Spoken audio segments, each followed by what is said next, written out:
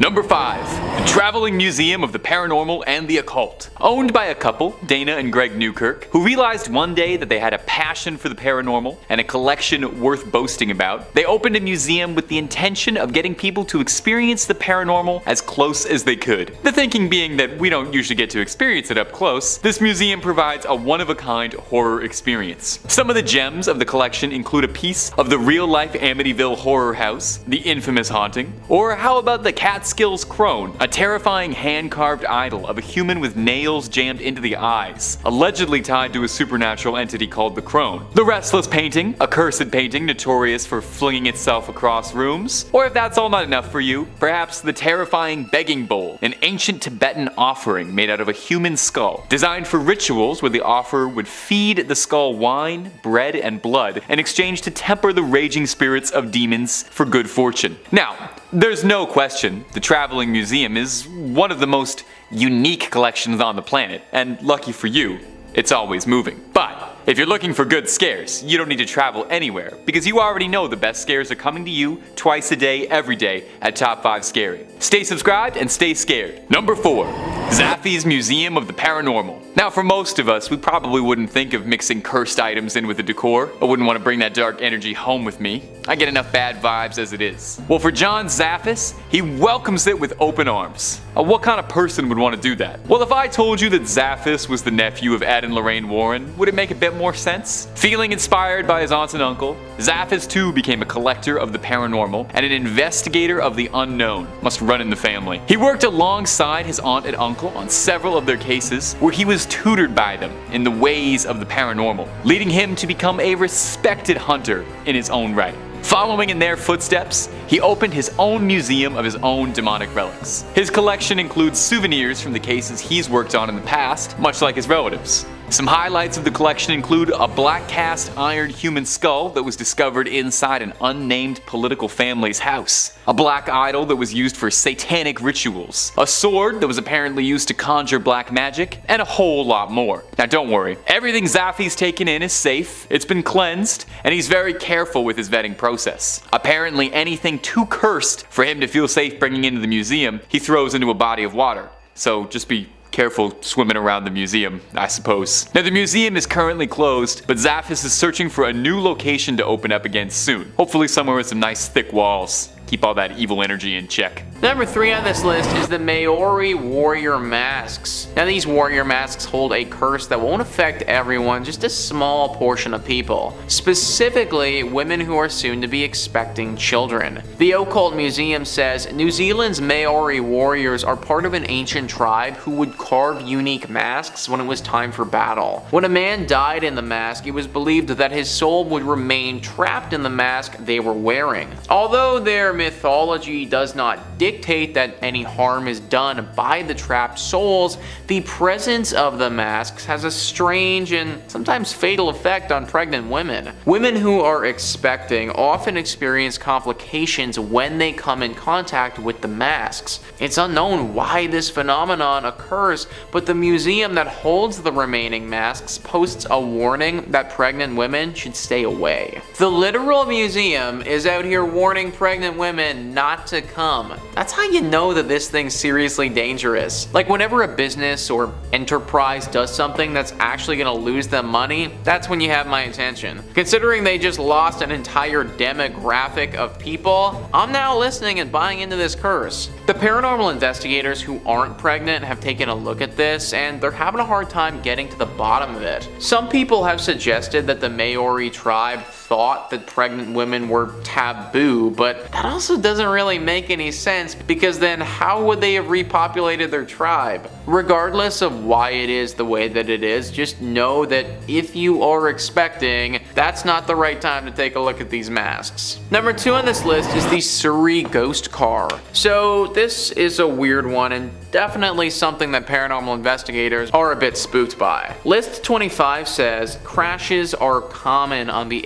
A3 highway in England, so it looked like a routine matter when police in Surrey received calls that a car had veered off the A3 with its headlights blazing. But when officers went to investigate, they found no signs of the reported vehicle. However, a further search revealed chilling results. Just 60 feet from the reported crash scene and buried in twisted undergrowth was the remains of a wrecked car containing a decomposing body of a young man who, as the police estimated, had crashed there 5 months earlier. Therefore, what the witnesses reported might have been a ghostly apparition of the original car. Now, how on earth does that make any sense at all? You know what, let me answer that for you. It doesn't. First off, how did no one notice this car earlier? And then, what was that ghostly apparition that had a car veer off the road? Paranormal investigators are all scared of this one because who knows what type of effect this ghost car could have on your vehicle. And finally, number 1 on this list is the cursed mirror. This mirror isn't just cursed with a bad reflection, it's gonna show you something a lot worse than just you with a little bedhead or something. Instablog says, if you've seen Oculus, then chances are already you're scared of mirrors. And let's not even go back to the time when Bloody Mary was a whole thing. But if these creepy images of mirrors in the horror genre weren't enough, here's a real object which is most likely cursed. In St. Francisville, Louisiana, there's a plantation house which is one of the most haunted houses in America. Inside the house is this mirror, a cursed mirror. Legend goes that the plantation slave brutally killed the owner of the house, named Sarah Woodruff, and her daughters inside the house. Ever since then, they remain trapped inside the mirror. Visitors often report sights of handprints on the mirror, along with some unexplainable strange marks. And the classic haunting is also rumored, figures dressed in white, old-fashioned attire, visible on the other side of the mirror. Some people who have been exposed to this mirror for longer than they should say that these figures in white follow them around too, that they've even seen them appear in other mirrors outside of the plantation, and 1 or 2 of them have talked about how they've seen them outside of a mirror entirely, as if they were standing like right in front of them. It seems like the longer that you're exposed to this, the more of an impact the curse will have on you. Kind of like, I don't know, radiation poisoning or something like that, where the time you spend among the toxin, that's gonna hurt you more. Obviously, because of this, paranormal investigators don't want to spend too long investigating this mirror. A short stint doing some research probably won't hurt you, although it will definitely give you a scare considering you're gonna see the figures on the other side. But extended exposure is where the real danger lies with this cursed item. Coming in at 5, Abandoned Tunnel, Rochester, New York. The Rochester Industrial Rapid Transit Railway, more commonly known as the Rochester Subway, was a light rail rapid transit line in the city of Rochester, New York from 1927 to 1956. This subway was constructed in the bed of the old Erie Canal, which allowed the route to be grade separated for its entire length. The subway was designed to reduce interurban traffic on city streets and to facilitate freight interchange between the railroads. However, the final day of passenger service was on June 30th, 1956. Now, saying that, have you ever stopped to wonder what an abandoned subway tunnel would look like? Well, thanks to some urban explorers, we now know. This picture was taken by a group exploring the dark tunnels in Rochester, New York, and it gives a pretty disturbing idea about what might be down there. All we can see is the dark, bleak walls and some kind of hazmat suit hanging from the ceiling. Very chilling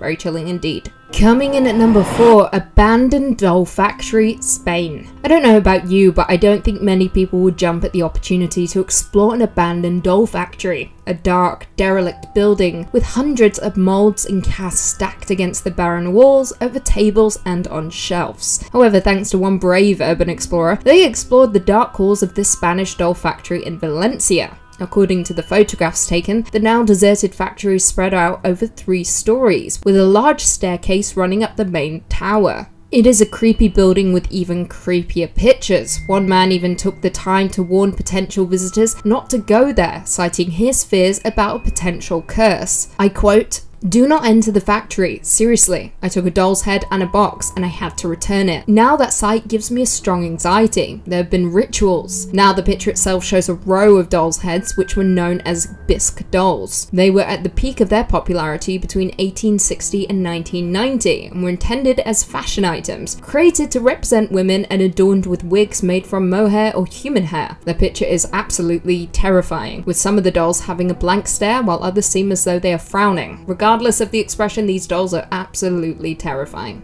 Number 3. The Museum of Death. Well, that's a cheery name, isn't it? You have to imagine with a name like the Museum of Death, there's something suspicious going on. Nope, not particularly. It's owned by a very cheery couple who built it in 1995 in the city's first mortuary. Their intended mission is to make people happy to be alive, which actually is very terrifying and ominous in a sort of Jigsaw, cherish your life sort of way. It's intended as a commemoration of life, just with a heavy focus on the last stage of life. It serves as a grim look at death, although the owners insist they don't want to scare anyone, but they're not trying to sanitize death either. Instead, they choose to show the reality of it, all the grisly details and all. As such, the museum is a site of controversy for quite some time, as some people find the exhibits a bit extreme. Some people go so far as to say it's tasteless, with footage of autopsies being shown and a collection of all sorts of relics from some of the evilest of evil criminals, Jeffrey Dahmer to name one. The museum boasts an impressive collection of bones, skulls, coffins, ancient morticians' tools and execution equipment, and all manner of macabre curios guaranteed to leave you feeling uneasy. Now, it should be noted, the museum is absolutely not at all for those with a squeamish stomach, and really should be reserved for those with a real dark interest in the dead. Number 2. Ed and Lorraine's Occult Museum. Now, it's hard to talk about a list of cursed museums full of the devil's objects without mentioning the Warrens' legendary Museum of the Paranormal. It almost goes without saying. It's probably one of the most famous haunted collections on the globe. Ed and Lorraine were storied demonologists, and the chances are extremely good. If you've even seen 2 videos by us, you've probably heard about them a million times. But it's still one of the coolest museums of cursed objects on the planet and is packed to the gills. It would be just wrong to leave it out of this list. Although the pair have since passed a while ago, the museum is now upheld by their son-in-law, Tony Spera, who carries on the mantle for them. The museum sits in a large shed just outside the Warrens' former property. I guess it's best to keep the evil close to home. The museum houses all sorts of dark souvenirs from the Warrens' storied past and is a veritable who's who for Conjuring and Warren fans. You can get a chance to get up close and personal with the real Annabelle, snap a selfie with her if you dare, or take a look at the cursed shadow doll made of real human teeth and bird feathers, or perhaps a satanic idol retrieved from the woods that caused Lorraine to become violently ill when brought in. If the Warrens were on the case, then they've brought something back sitting on that shelf. Mr. Spera blesses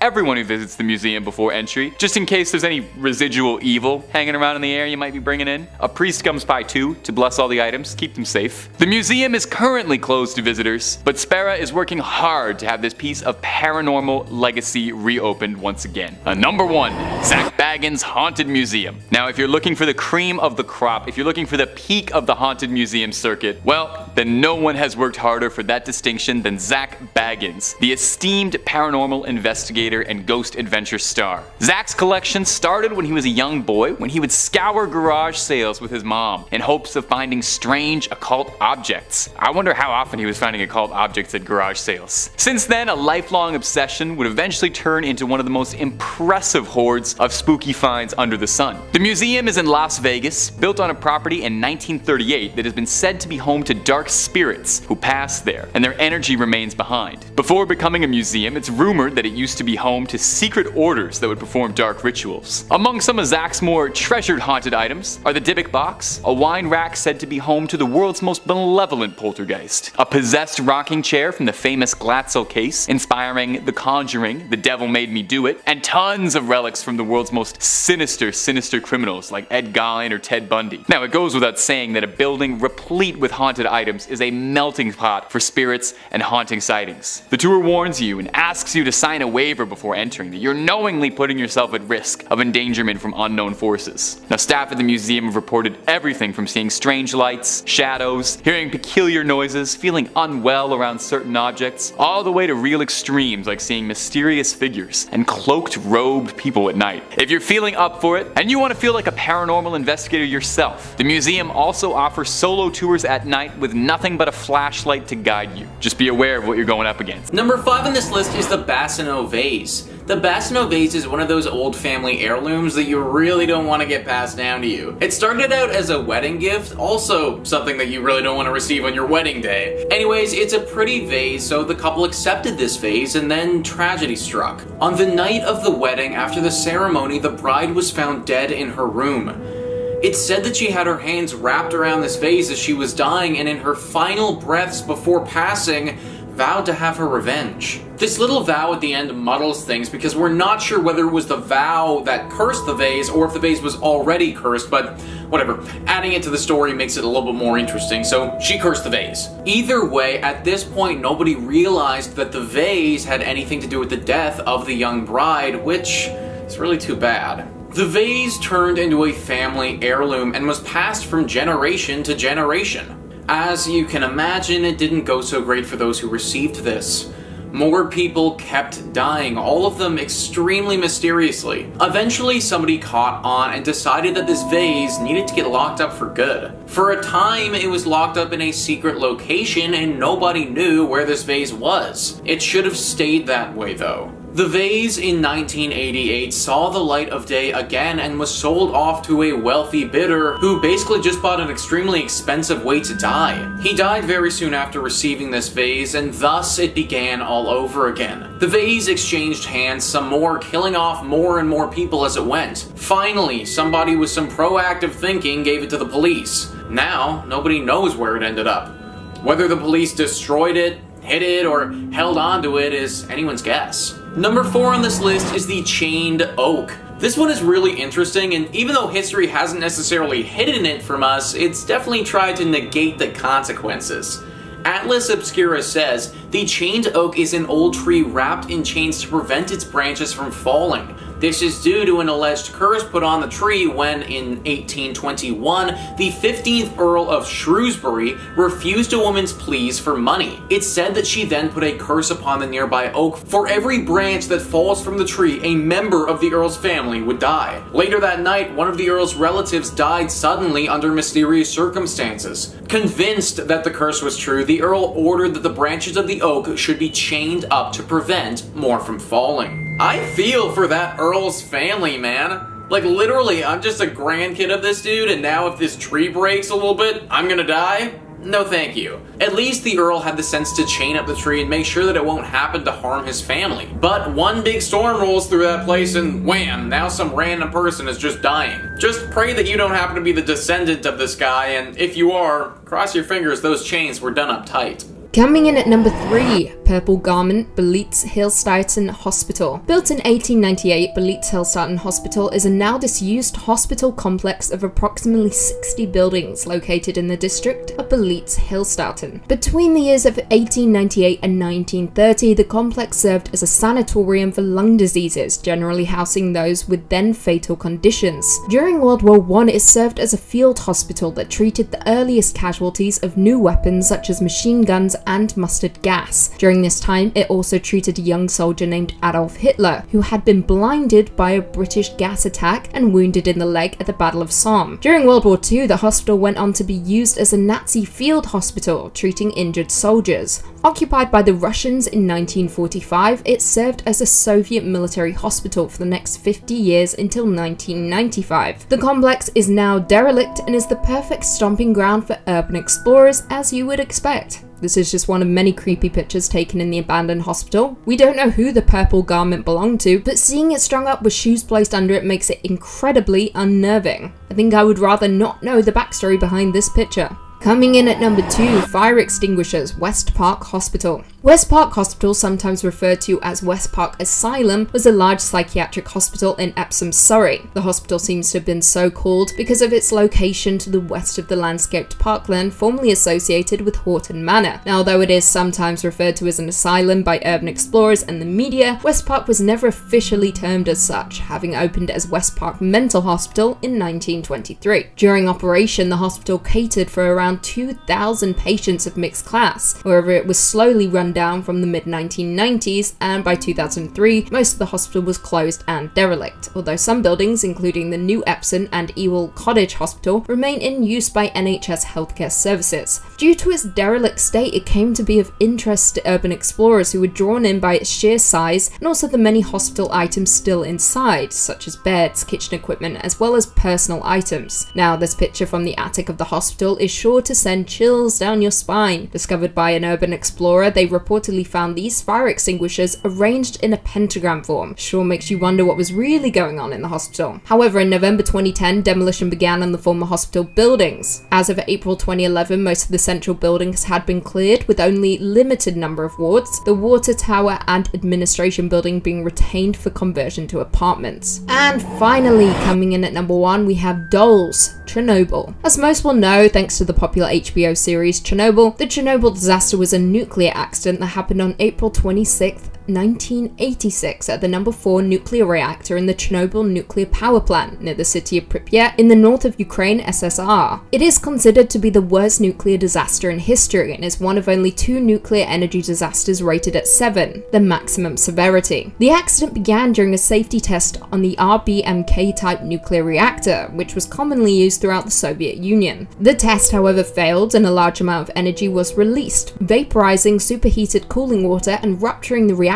core in a highly destructive steam explosion. In the accident's aftermath, 237 people suffered from acute radiation sickness, of whom 31 died within the first 3 months. To this day, Pripyat lies abandoned, with the Chernobyl facility haunting its landscape. The city had many abandoned kindergartens, such as the Zolotozh Kluchik or Golden Key. Now, the thought of a kindergarten so close to a nuclear disaster site is absolutely heartbreaking. The idea of small, innocent children being exposed to radiation which will likely kill them is devastating. However, what is absolutely soul-crushing and at the same time chilling is this photo of a plastic doll with grey hair completely naked except for a gas mask. It appears to be splayed out among the remains of a rusty bed abandoned like the rest of the city, slowly taken a hold by nature. The entire thing sends chills down my spine. Number 5 on this list is the Diebook box. This is an evil box that tormented many people and even claimed some lives along the way. Zach Baggins writes, according to Jewish folklore, a diabook is a dark spirit that takes over the bodies of living people and uses them for evil. Legend has it that a diabook can be trapped inside of a box and prevented from causing mischief unless the box is opened, that is. Several years ago, the diabook box came up for sale on eBay. The seller listed a vintage wine cabinet that came from the estate of a woman who survived a World War II concentration camp. The seller, an antique dealer named Kevin Manis, claimed that the first owner's granddaughter was terrified of the box, warning him that her grandmother said it held a diabook. After buying the cabinet, he was plagued by a series of unfortunate events and recurring nightmares of an old hag that would brutally attack him, causing him to wake up with bruises on his body. He also experienced an overpowering stench of cat urine in his home. Tragically, his mother suffered a stroke while opening the box. Not surprisingly, he decided to get rid of it. The box eventually ended up in the hands of Missouri Medical Museum director Jason Haxton, who was skeptical about the powers attributed to the box. He soon changed his mind. After acquiring the box, he began to experience a series of medical maladies, including bleeding eyes and strange rashes. He also began to dream of being attacked by an old hag and would also awake with bruises on his body. Kevin Manis told me that while the box was in Haxton's basement, a man died there and his body was found lying next to the box. He eventually became so unnerved by the box that he reached out to scientists and rabbis who instructed him to build a wooden ark lined with 24 karat gold, place the box inside, and bury it in the ground. Now, this actually wasn't the end of the story for this box. The box was eventually dug up again and then later donated to a museum. This was after it had tormented a few more people, mind you, though.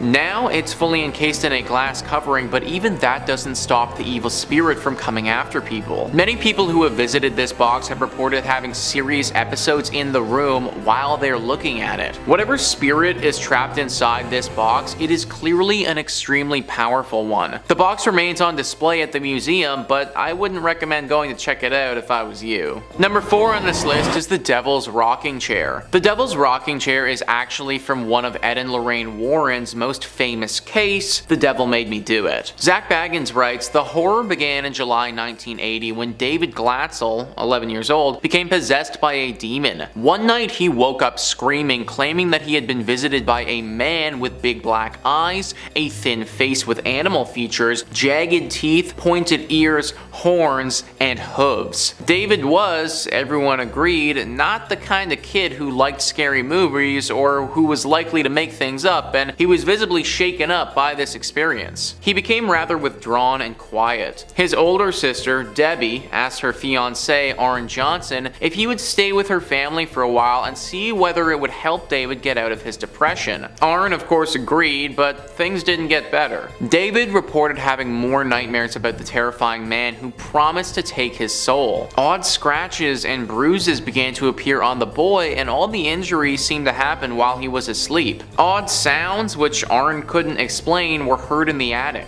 Worst of all, David began to claim that he was now seeing the beast while he was awake. He was always seen sitting in the family's rocking chair, which the beast now claimed as his own. David was the only one who saw the beast in the chair, but family members often saw it rocking back and forth, seemingly under its own power. This was obviously a lot, so the Warrens were brought in to perform the exorcism. The exorcism took place in that rocking chair, and it's thought that the chair itself still has some evil energy from this spirit attached to it. Now the chair resides at the Haunted Museum, but owner Zach Baggins actually took the exhibit down because the chair was simply too dangerous, he thought. Number 3 on this list is the baker's wedding dress. Marriage is supposed to be one of the happiest times of your life.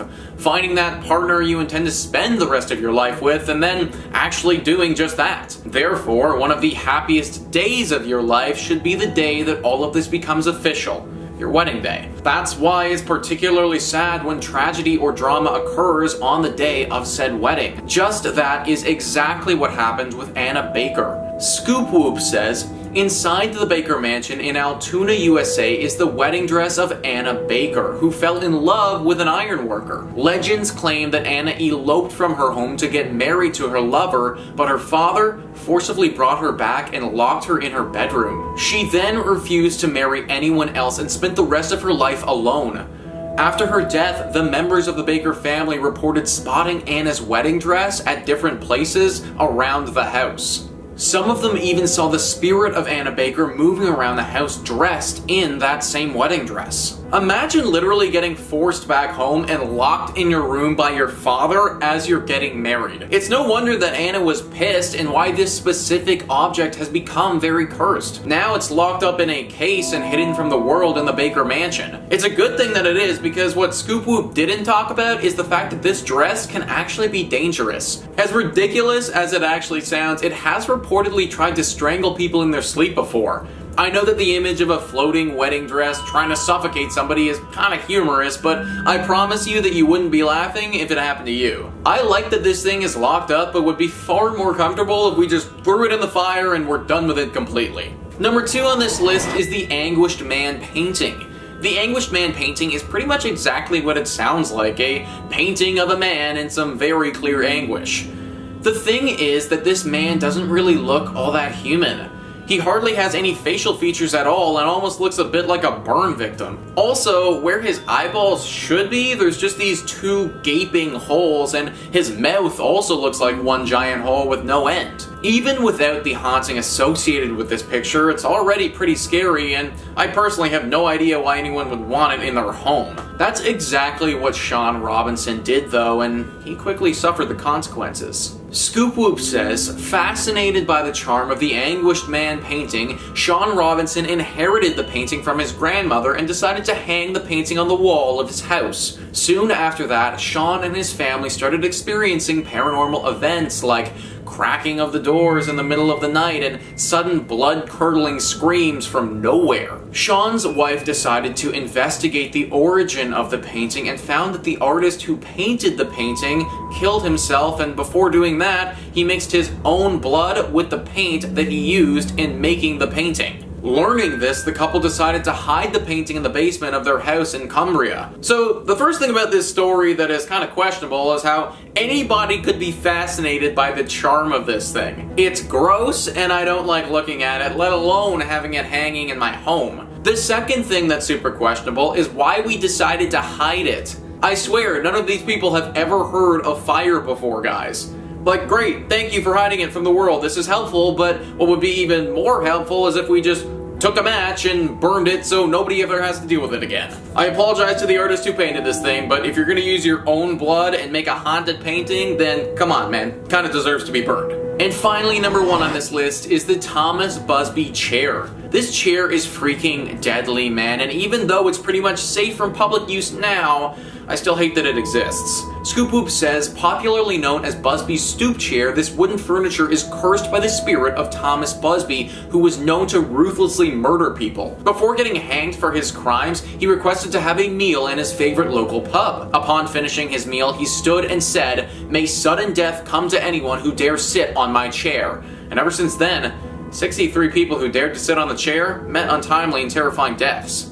Later, the owner of the pub donated the chair to the Thirsk Museum UK, and it's still there, hung 1.5 meters off the ground to prevent any further deaths. Can you imagine owning that pub and being like, oh, no worries, 60 people have died in this chair, all is good. Like, how the heck did we allow 63 separate people to sit in this chair and die? And, okay, like, I'm happy that it's hanging 1.5 meters off the ground and nobody can sit in it, but guys, come on.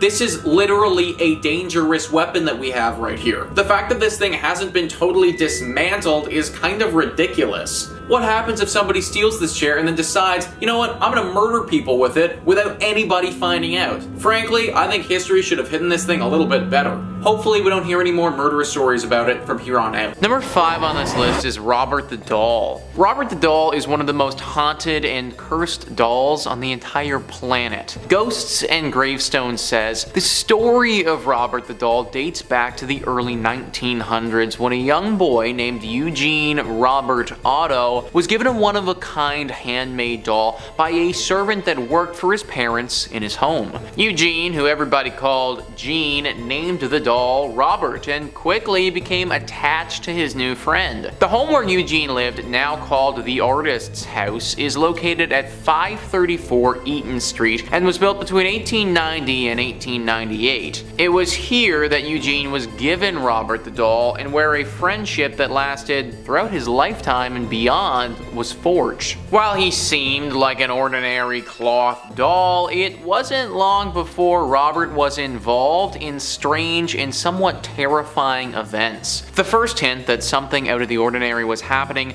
was one night when Gene, who was only 10 years old, awoke to find Robert the doll sitting at the end of his bed, staring at him. Moments later, his mother was awakened by his screams for help and the sounds of furniture being overturned in her son's bedroom. Gene cried for help, begging his mother to rescue him. When she was finally able to wrench the locked door open, she saw poor Gene curled up in fear on his bed, his room in shambles, and Robert the doll sitting at the foot of the bed. And all the child could say was Robert did it. Now, this was the first instance where Robert was acting up, but there have been tons of experiences since then where this doll is just doing things that really shouldn't be doing. He now lives in East Martello where visitors flock to see him, although it's a bad idea. There are letters and notes all around Robert from people that have come to see him, all begging for Robert's forgiveness. Apparently, taking a picture of Robert without his permission will cause him to start to haunt you. This curse has affected hundreds to thousands of people, and they all usually end up coming back to Robert begging for freedom from this curse. At this point,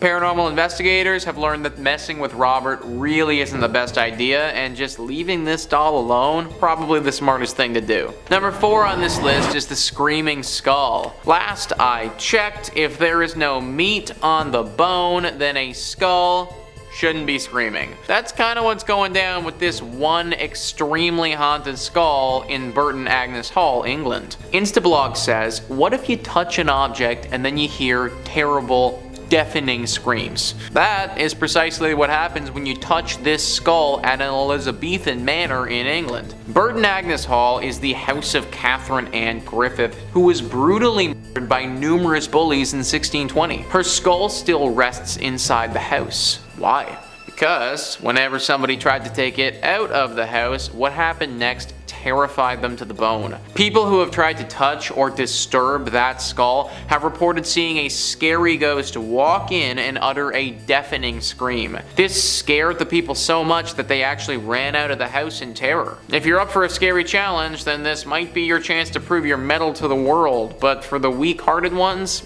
it's wise to stay away. And yeah, guys, I mean, I agree with that article right there. Probably best not to mess with this thing. I mean, a bunch of paranormal investigators won't even go here anymore. If a bunch of paranormal investigators think that this area is too scary for them, then sorry guys, I'm tapping out. It's way too scary for me too. Number 3 on this list is the Hope Diamond. Don't get me wrong guys, I would love to have this thing, but I just don't know if the juice is worth the squeeze here. Google Arts and Culture says, one of the most famous diamonds in the world, the Hope Diamond, originated in the Kolar mine in Andhra Pradesh, India. According to legend, the stone is cursed and brings misfortune to anyone who owns it. The curse is said to have come about when the original diamond was stolen from the eye of a statue. The thief met a grisly end, kick-starting a pattern of misfortune for all those who possessed the diamond. Over the years, owners of the Hope Diamond have befallen fates including death by murder, execution, they've taken their own lives, bankruptcy, and imprisonment. Thankfully, the curse seems to have been lifted when the diamond was donated to the Smithsonian in 1958. Now, I don't really buy into the fact that this curse is lifted, in my opinion. Like, literally, if you own this diamond, then you die or someone you love dies. That's what's happened throughout history. In the best possible case scenario, you just get hit with like horrible luck and lose all your money or some other horrible thing. There just really isn't any good way to spin this. Owning the Hope Diamond is pretty much a horrible idea. Number 2 on this list is the Unlucky Mummy. Do not get on a boat if said boat is also carrying this mummy. Google Arts and Culture says the Unlucky Mummy isn't actually a mummy, but the mummy board or coffin lid of a high-status woman who lived in around 950 to 900 BCE. Discovered in Thebes in the 1800s, the 4 young Englishmen who first purchased the mummy all died in unfortunate circumstances. Rumors of the curse soon spread, and in the early 20th century, journalist William Thomas Stead wrote an article on the jinxed artifact. Stead went on to be one of the passengers on the doomed Titanic. It's said that he told stories of the curse in the run-up to the disaster, with many believing that the mummy itself caused the ship's watery end. Today, the Unlucky Mummy is on display in the British Museum. The Titanic was supposed to be unsinkable. Enter in the Unlucky Mummy, and boom, now the unsinkable ship goes down. Maybe it's a stretch to say that this thing caused the literal Titanic crash, but I can at least guarantee that it probably didn't help. At least this thing is now locked up in a museum very much on land and not connected to any boats that I know of. And number 1 on this list is the Hands Resist Him painting. I'm all about having some cool, groundbreaking art, but this painting definitely crosses the line. The lineup says there is no doubt the painting is disturbing. It shows a young boy standing next to a girl doll with hollow eyes and a sad, downturned mouth. The doll is holding a strange device with wires coming out of it. The eeriest part of the painting are the many disembodied children's hands reaching toward the boy through the glass panels of a door just behind him. But even more disturbing than the painting itself are the stories of what has happened to people who come in contact with it. A few years after the painting was sold, the art critic Henry Seldes died. Then the gallery owner died. Then in 1984, John Marley died. The painting disappeared, not surfacing again until 2000 in a bizarre posting on eBay. The new owners were trying to sell it because, they said, It was haunted. They claimed the boy and the doll in the picture would fight with each other during the night, terrifying their 4-year-old daughter. They set up a motion sensing camera in the room for 3 nights and claimed they had captured the boy in the picture leaving the frame and coming into the room, apparently fleeing in terror. The literal kid in the painting is leaving. Not freaking cool, guys. My paintings are supposed to be static and not moving, and they definitely aren't supposed to be walking around my home scaring the living bejesus out of me and my family. Apparently this painting is locked up in a storage locker now and no one is allowed to see it.